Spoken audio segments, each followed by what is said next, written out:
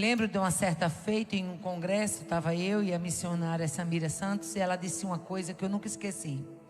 Na hora do louvor, como vocês estavam louvando aqui, na hora da alegria, ela olhou e as mulheres muito animadas, ela disse: irmã Aparecida, numa hora dessa, espírito de depressão bate em debandada, angústia vai embora, o inferno perde ponto e o nome do Senhor é glorificado.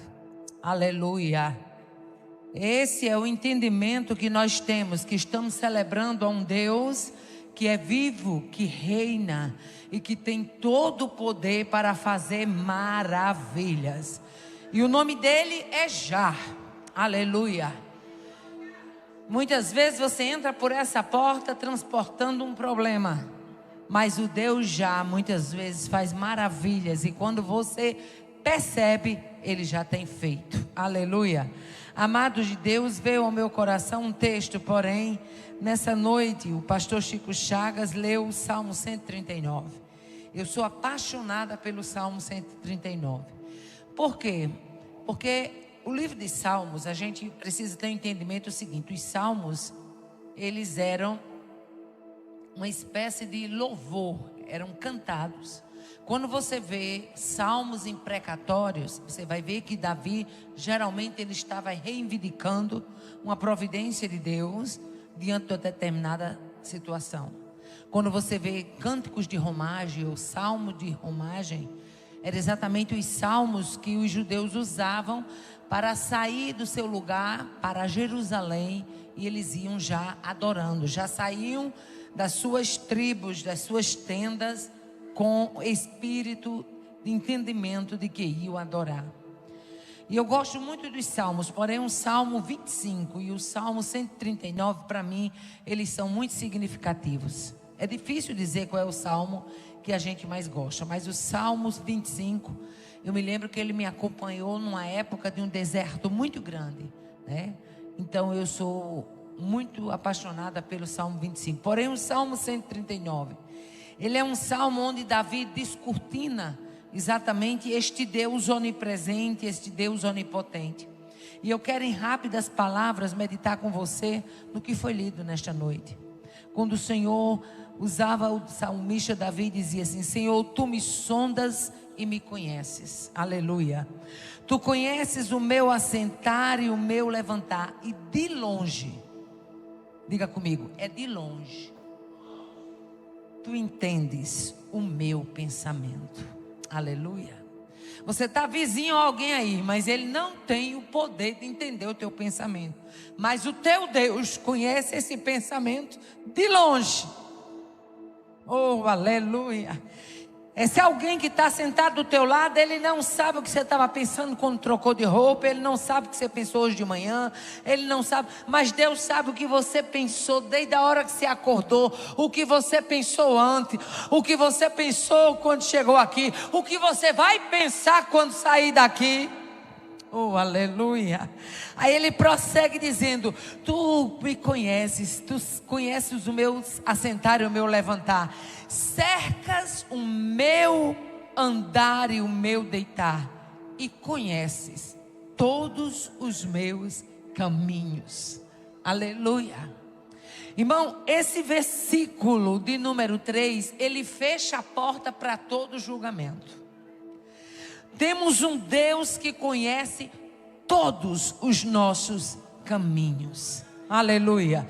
Deus não se deixa levar por medição humana.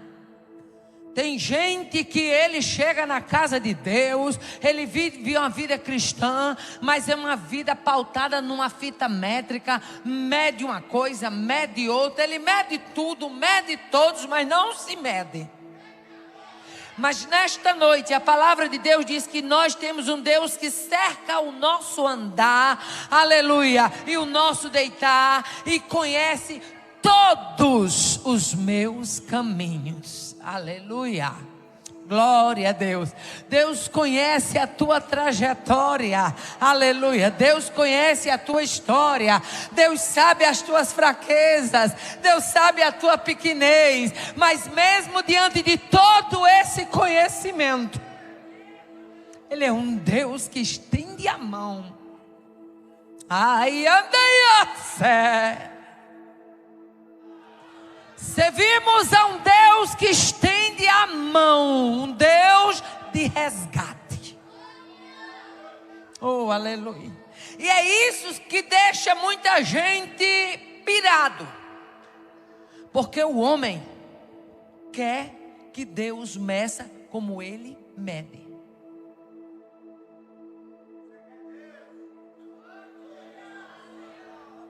Mas Deus conhece todos os meus caminhos. Aleluia. Aí ele diz assim: sem que haja uma palavra na minha língua, eis que, ó Senhor, tudo conheces. Irmão, Deus é tão tremendo, aleluia, que quando Jeroboão mandou um emissário à casa do profeta Aías, o Espírito de Deus é tão grande, é tão tremendo, que quando Jeroboão mandou o emissário na casa do profeta Aías, a mulher de Jeroboão se disfarçou, aleluia. Mas quando chegou na porta do profeta, ele diz: entra, mulher de Jeroboão. Aleluia. Sabe o que isso me ensina? Aleluia. Não adianta querer se esconder de Deus. Deus te conhece. Não adianta querer fugir de Deus. Deus te pega. Nesta noite eu tenho uma palavra de Deus para crente fujão. Não fuja do que Deus chamou você para abraçar. Tem gente aqui que tem dado curva diante de um chamado de Deus, mas nesta noite eu recebo graça e autoridade de Deus para dizer: Deus vai te pegar na quebradura de uma curva, mas Ele te pega ali, porque Ele é o Deus que conhece os teus caminhos. Oh, aleluia. Aí Ele diz mais, aleluia: tu me cercas em volta e puseste sobre mim a tua mão. Aleluia. Já imaginou, irmão Gunavingre, se não fosse a mão dele sobre nós? Aleluia. Oh, aleluia. É Satanás fazendo mira, mas sobre a sua vida tem uma mão. É Satanás dizendo: acabou a história dela, acabou a história dele, mas sobre a nossa vida tem uma mão. Oh, aleluia. Quantas vezes alguém diz: ó, morreu aqui. Aí Deus diz: não é assim não. Oh, aleluia. Glória a Deus, aleluia. Tu me cercastes em volta e pusestes sobre mim a tua mão. Quem é esposa aqui sabe disso. A gente se sente tão segura quando o marido da gente coloca a mão sobre a gente, não é? Dá aquela sensação de proteção, não é? Toda esposa gosta disso, eu gosto. E eu creio que a maioria das esposas. Agora imagine o Todo-Poderoso colocando a mão dele, colocando a mão dele, colocando a mão dele, colocando a mão dele, colocando a mão dele.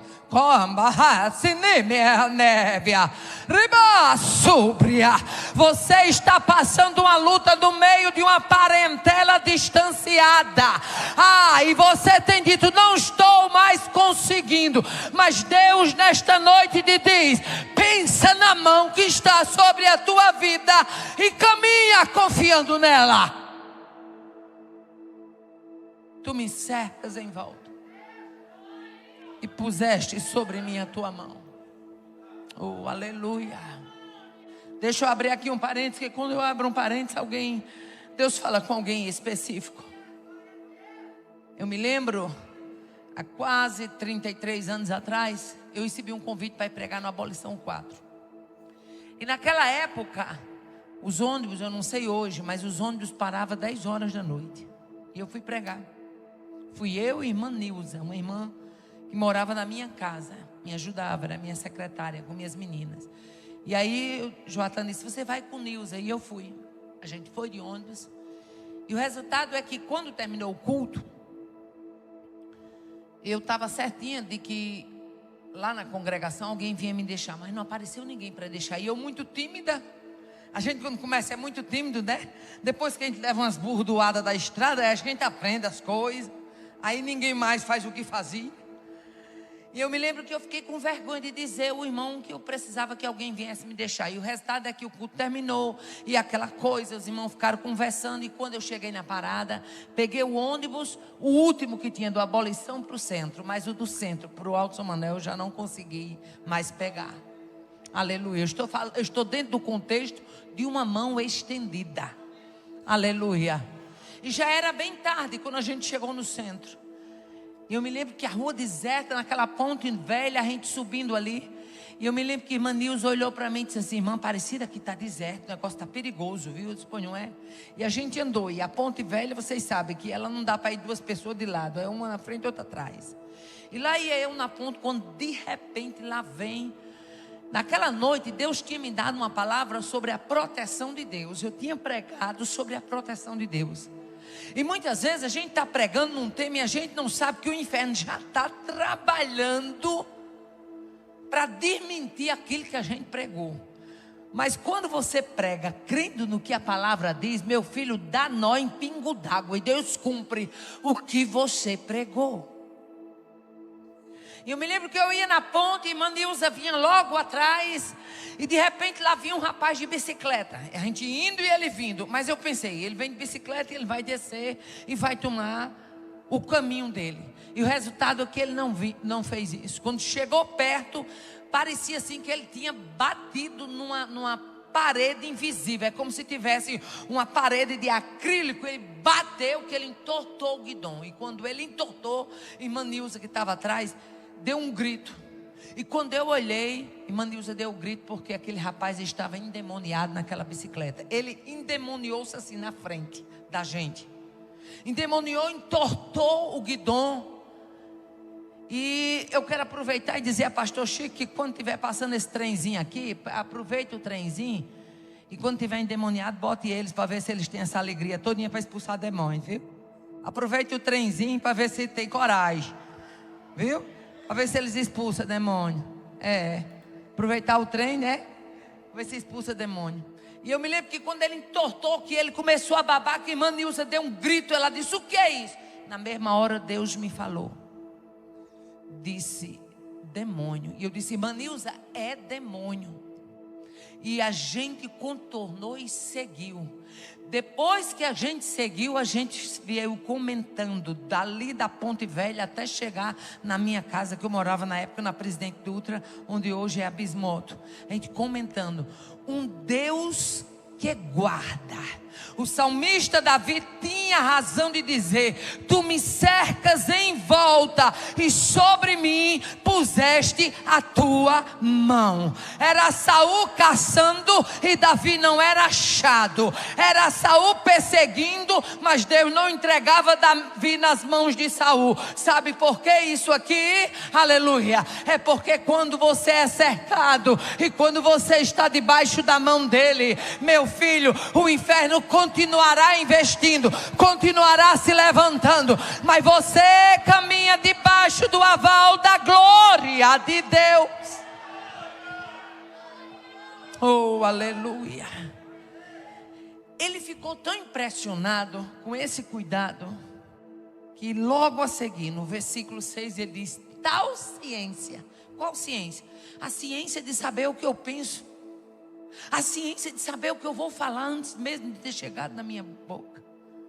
A ciência de ser protegido, cuidado, de ser presente, de cercar o andar. Aí ele diz: tal ciência é para mim maravilhosíssima, tão alto que não a posso atingir.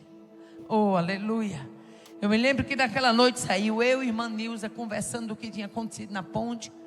Aleluia, porque a gente viu claramente que foi uma pancada tão ferrenha que ele deu, que entortou o guidão da bicicleta.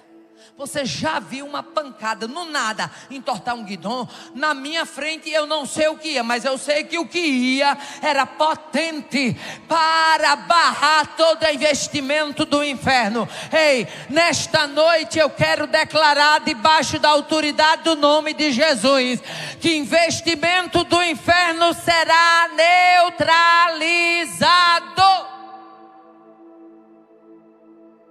Você vai caminhar de posse de vitória. Você vai caminhar com a ousadia de servo. Você vai se alegrar na certeza de que tem um Deus que te cerca em volta e que sobre a tua vida Ele coloca a mão. O salmista disse: é tão maravilhoso isso que eu não posso atingir. Eu não tenho condições de entender. Eu não tenho condições de mensurar.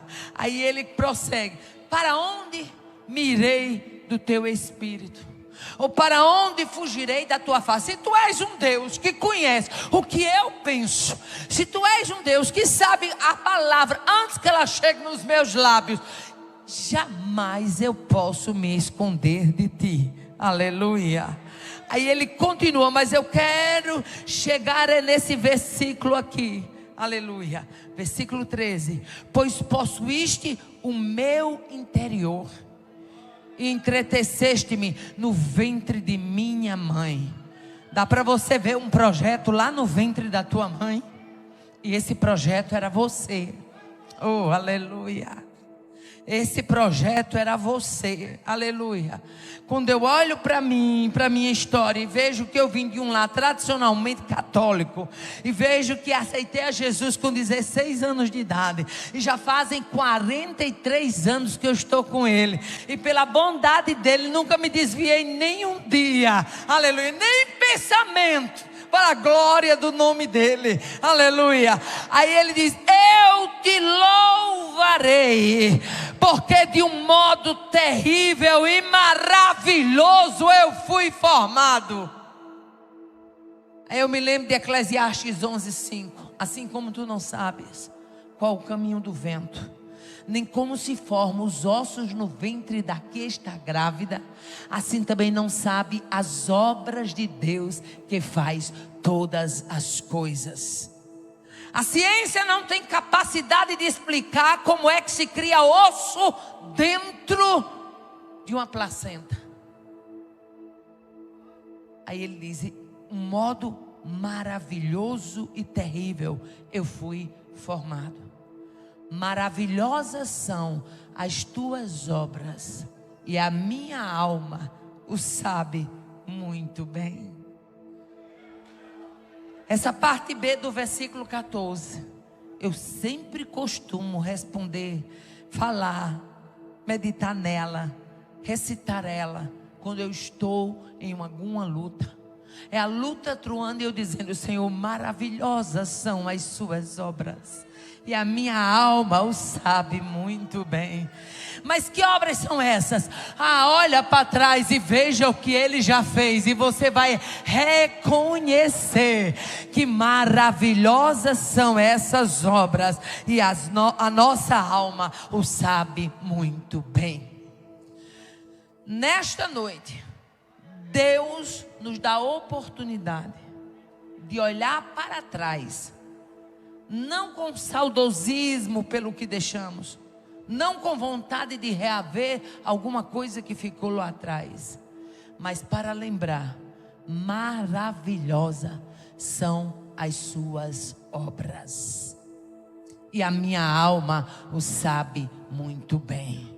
Agora olha para esse crente que está do seu lado com olho de profeta e diga: sua alma sabe que as obras dele são maravilhosas.